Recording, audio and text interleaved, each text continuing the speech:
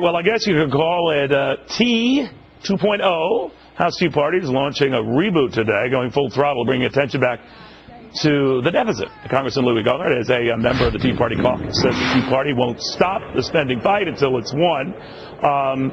All right, well, there are many in the Republican Party who say that the Tea Partiers have been the death of them and drawn the party to extreme ends.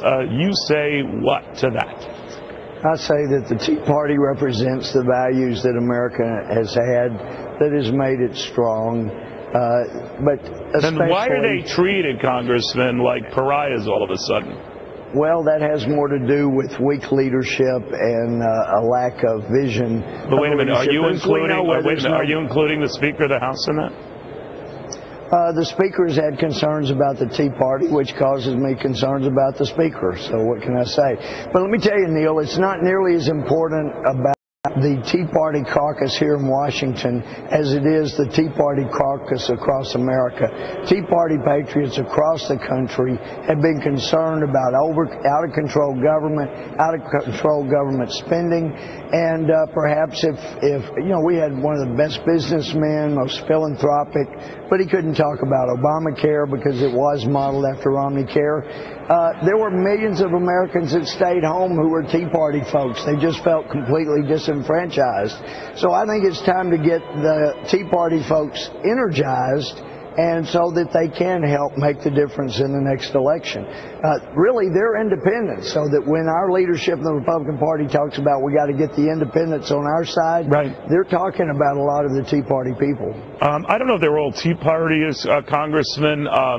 But a lot of conservative Republicans have been saying since these terror attacks, and now I'm sure post the news that the brothers might have been planning something bigger in New York and Times Square, that we've got to beef up national security, we've got to beef up defense, and that they're no different than Democrats who argue for more social spending, that if in doubt, just churn more dollars out. Where do you stand on that, whether it's for defense, whether it's for national security? Do you think we should be just as zealous trying to get our deficits under control, or refocus our priorities, or what?